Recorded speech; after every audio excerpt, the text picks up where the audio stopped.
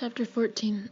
In Bull's mind, a rational structure that underwent analysis, change, decay, transfusions, and bright injections of insulin whenever he found a flaw undermining the whole system, he plotted out the course of how he would be the best squadron commander in the history of the Marine Corps. In his bones, he could feel war with Cuba and inevitability, and he constantly exhorted the young pilots to hone their skills, because he felt that their day of fire was very near. He knew the mechanics of being a good commander, the tricks, procedures, requirements, and occasional gymnastics one had to employ to keep morale high and the higher echelons pleased. Much of it was natural to him, the rest he would pick up as he went along. 3 weeks after he took command, he had talked to every man in his squadron and knew something personal about each one. He had a limitless capacity for being everywhere, for appearing on the flight line when he was supposed to be signing weekend passes. His methodology was simple. While he had inherited problems in 367, he was determined to purify it of difficulties, procedural or spiritual, within a short period of time. If he could not, he told his exec, the squadron will bleed. Part of his command superstructure that had accumulated over an entire career was not completely fleshed out, but still had impact on the colonel's persona as a commander. One intuitive feeling he had, that he could not trace to anyone or anything except perhaps to some footnote in the Marine Corps Officer's Guide, was that a Marine commander should establish a good rapport with the civilian population of the local town.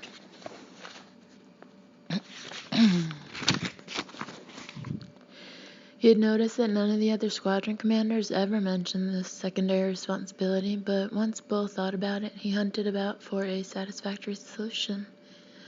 It was this extra attention to detail, a supernumerary zeal to approach perfection that led him to spend part of each weekday morning at Hobie's Grill. Hobie Rawls was the mayor of Ravenel and was the size of a tight end gone to seed. His grill was a gathering place for the men of the town who liked to monitor the traffic on River Street, or who wanted to hear gossip when it was still lean and stringy, before it developed the corpulence of passing between too many lips. Bull knew that every town had its Hobies, a rallying place for both the withered and the bright Pharisees who had a passion for assembly and a genuine need to keep a tab on the whys and wherefores of their town. It was no easy task for a stranger to become a regular at Hobie's. The men who peopled the grill in the early hours of morning were not just regulars to the restaurant, they were regulars to the town, and their family names were on street signs and monuments. It was a closed and grandly intolerant brotherhood, but Bull had broken into the inner circle just by appearing at the restaurant one morning at 07:15 hours. Routine was a powerful icebreaker with the boys who drank their morning coffee with Hobie. He had liked the restaurant immediately. It was unpretentious, masculine, decorated with a nautical motif, and had a constant smell of fried bacon about it. Photographs of shrimp boats and fishermen with their splendid catches of blues and whitings lined the walls from top to bottom. One wall was lined with high-back leather boots opposite a long counter with 12 stools. A huge beveled mirror gave a man sitting on the stool a view of the whole grill. Bull had chosen a stool in the middle of the counter on the day he first became part of the crowd. Several men had turned to look and nod at him when he walked through the door. He perused the menu perfunctorily and listened to a conversation resume that he had interrupted when he walked through the door. He marveled at the slowness of their speech. Words seemed to crawl from their mouths and drop like stones to the floor. "Did you see that movie playing at the Palmetto?" Cleve Goins, the auto parts man, asked without directing the question to anyone in particular. No one answered, but Cleve continued anyway. "What's this damn world coming to anyway? Anyhow, will someone tell me? There was bare titty all over the screen. My wife made me cover her eyes. I told Wyatt Gosnell that I wasn't going to set a toe in his motion picture house until he could start showing some family entertainment." "Yeah, it must have been bad, all right," Ed Mills, the postman, said. "Wyatt told me you stayed through that movie twice." "He didn't say any such a thing, Ed. You wouldn't have missed that picture show if it had been playing Red China," Johnny Voight hissed into his coffee. "I heard they had to pull old Cleve away from that screen 4 or 5 times because he kept running up there to get a closer look," another man said. "Liar. A doctor of medicine lying like a field expletive," Cleve shot back. I'm just trying to tell you all that someone ought to do something about that trash that's being shown in this town. There was one scene, sure enough, when I thought the hero was going to slap it to her right before my eyes. He was a-rubbing and undulating and a-panting like an old boar trying to get himself a little. God bless us all, the doctor whined. Can't somebody go over to Cleve's store and buy a carburetor or something so we can escape this ungodly chatter? I just thought you boys might be interested, Cleve said, his feelings hurt. What time does that movie start? Ed asked. Everyone in the grill laughed except for Cleve, who assumed a posture of righteous disgruntlement. Hobie Rawls, his ample frame encased in a white apron, approached Colonel Meacham and asked if he was ready to order. Yes, sir, I am. Colonel Meacham asked. I'll take 2 eggs over light, bacon, a cup of coffee, and hash browns. Sorry, Colonel, we only serve grits. Kind of a custom down here. No hash browns, huh? It's a shame, Colonel Meacham said. Where are you from? The doctor asked, sitting 2 stools down to Bull's right. Bull glanced up and answered the doctor's reflection in the mirror. Chicago, Doc. You just get stationed here? Hobie asked. I've been here for a while. I'm CO of 367 over at the air station. Ed Mills said, it seems to me that a man who flies jets ought to be able to eat a few grits. I wouldn't mind eating grits if there's ever a famine, the colonel answered. Ed studied the colonel's features. Do you live in the old Huger place over on the lawn, he asked. Yep, at least I guess it's the old Huger place. It doesn't have a name tag. Your name's Meacham. I've been delivering mail to your house for a couple weeks now. That's one thing about this town, Colonel. A man can't fart in this town without it sounding like a thunderclap. I'm Zell Posey. If you ever need any legal work done, I'm at your service. Posey was a starkly thin man with vulnerable eyes and a leg brace. These were the first words he'd spoken to anyone. Thank you, sir. I'm Bull Meacham, and if anything comes up, I'll remember you. By the way, Ed, he said to the postman who occupied the first stool by the door, how long have you been delivering mail? He's been messing up people's mail for 30 years now, a man with a florid hawk-nosed face said from a far booth. Just like you've been messing up people's hair pride, Ed retorted. Kilgo can plain mess up a man's head of hair, Cleve agreed. Well, with you, Cleve, I ain't got a great deal to work with, Kilgo said. Old Lady Medusa won't go to nobody except Pride, Kilgo, the doctor added. Don't listen to them, Colonel. I'm a master of my trade, an artist, Kilgo said, which is more than I can say for the doc. I knew a man that went to Doc Rattery with a hangnail one time and ended up getting his arm sawed off to the elbow, and I swear on a Bible it was the wrong damn arm. God bless the dimwit, the doctor exhaled. There's been many a man who walked in old Doc's office healthy as a roach and come out with a sheet over his face, Cleve said. Damn you, Cleve, you weren't talking so big when your wife had pneumonia last year. It's okay, Doc, Ed Mills rasped. I can say for a fact that you've saved 1 or 2 people from certain death in your career. And if I stay here all day, I can probably even come up with their names. He saved Hoyt Simmons' life for sure by ensuring his wife didn't live through that operation. From behind the counter, Hobie called out, Any of you gentlemen want any coffee? Raise your paws. Yeah, I don't think Hoyt could have lived another day with that woman. Why did Doc operate on Mrs. Sims? He didn't operate, Ed Mills said. He was giving her a blood test and she bled to death. Bless him to hell. He made Stinky Sanders, the mortician, the richest man in town, Colonel, Hobie Rawls said while pouring coffee into Bull's cup from a steaming glass globe. Stinky gives some bitch 10% on every stiff he delivers to get drained, Cleve said, jubilant that the heat was off him. That's a damn lie, Ed Mills objected in his acidulated voice, and I'll fight any man who says that about the doc. He gets 20% on a stiff if he gets a nickel. Hobie, a man from a back booth cried out, invisible to Bill, something's wrong with my eggs. They taste good. Well, send it back to the kitchen. Don't let Hobie get away with something as serious as that. Colonel, I think I better warn you, Ed Mills said from his position on the first stool. Jimbo Punt used to eat an egg a day on that same stool where you're sitting. He dropped dead of blood poisoning less than a year ago, and the boy was only 12 years old.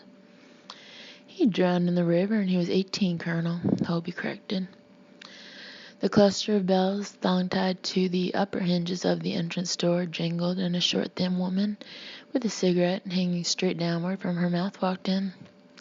The laws of gravity were about to apply to a long ash that clung to the cigarette. In her face, Bull read a history of too much coffee and nicotine and too much of something else, but whatever it was much worse. The lines in her face looked earned. They were not decorations casually bestowed. She chose the stool by Ed Mills and barked to Hobie for a cup of coffee. Though she was the only woman in the grill, she did not seem to notice, nor did her entry diminish the feeling of fraternity that enriched the early morning banter. "If it ain't Bertha Grimmett, you ain't been in here in a coon's age," Cleveland shouted. "Shut up, Cleve," Bertha answered in a strong, slow voice with a brassy resonance that could hang in a room for a long time. "I've always hated you." Bull thought, "That'll shut old Cleve up, I bet." "Wahoo!" Cleve yelped instead. "Where'd you park your broom, Bertha?" a voice asked from a middle booth. "You boys leave Miss Bertha alone," Hobie said. "Don't worry about me, Hobie," Bertha said. "These boys don't worry me." Truer words were never spoken. After taking 2 deep swallows of coffee, she announced to all the men in the grill, and Bull took note that the boys at Hobie's took their cues from Bertha, that it's great to be here among the Dead Pecker Club again. Listen to all the dead peckers mouth off like they still had a little vinegar left in them. "Ah, the flower of Southern womanhood," the crippled man at the kitchen end of the counter sighed. It was the lawyer Zalpozi, and by his tone, Bull knew that bad blood moved between him and Bertha. "I hope I didn't offend His Royal Highness by including him in the Dead Pecker Club." "Offend me, madam?" Posey replied with regal disdain. "I barely even admit to myself that you're alive." Zalpozi spoke with a voice that was a cry of pain.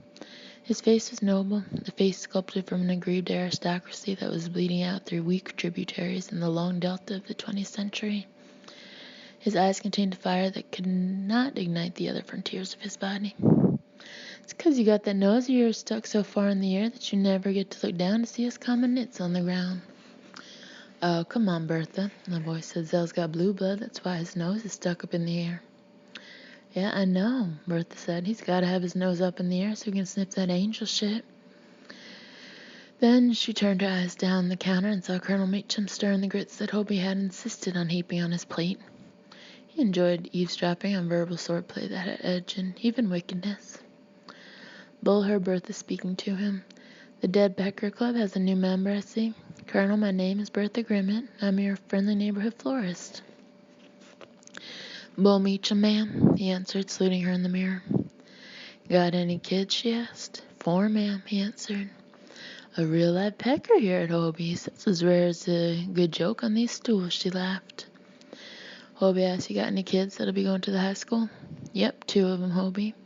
And one of them is going to be your star basketball player." "Is that right?" Hobie answered. "My girl's going to be a senior." "You Marines breed like mink. I know one sergeant over on the island what had 11 children, most of them boys," Cleve said. "You'll have to excuse these Philistines, Colonel," Zell spoke up. "I assure you that the trash you heard in Hobie's this morning is not indicative of the citizens of Ravenel. There are many gentlemen and ladies," he said, bowing hostilely toward Bertha, "of genuine distinction and cultural awareness. Thus speaketh the deadest pecker in the family of man, a fossil imprinted with ferns and the skeletons of fish," Bertha said through a cigarette. "There is no culture or refinement here. That's what I detest about this restaurant," Zell said. "Why do you think we come here, Zell?" Ed Burns answered from the opposite stool. Colonel Meacham rose to pay his check. He looked down at his grits and said, "That's the worst cream of wheat I've ever tasted." "That's Georgia ice cream, Doc Ratter," he said. "Every time I eat grits, it becomes perfectly clear to me why the South lost the war." "We're going to see you again, Colonel?" Hobie asked. "You boys are going to have a hard time getting rid of me," Bull answered. "Enjoyed it."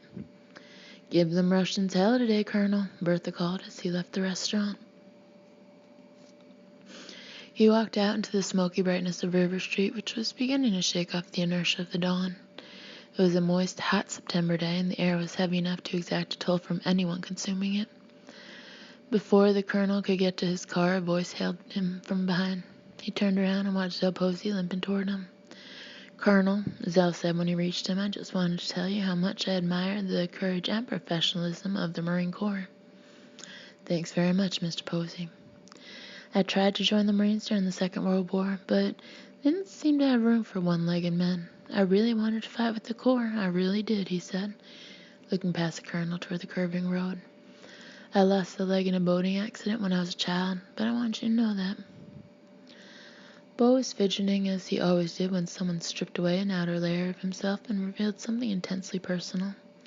Not even a metatarsal of any family skeleton interested Bull Meacham if the family was not his own. But Zell continued to open up until Bull, renouncing his role of confessor, insisted that he had to get to work. "Of course," Zell said, "but just one other thing, Colonel. Don't take seriously what Bertha says. She don't mean a thing by it." "I know she doesn't," Bull said. "That's some broad." "She was once my wife," Zell said, turning to walk to his office.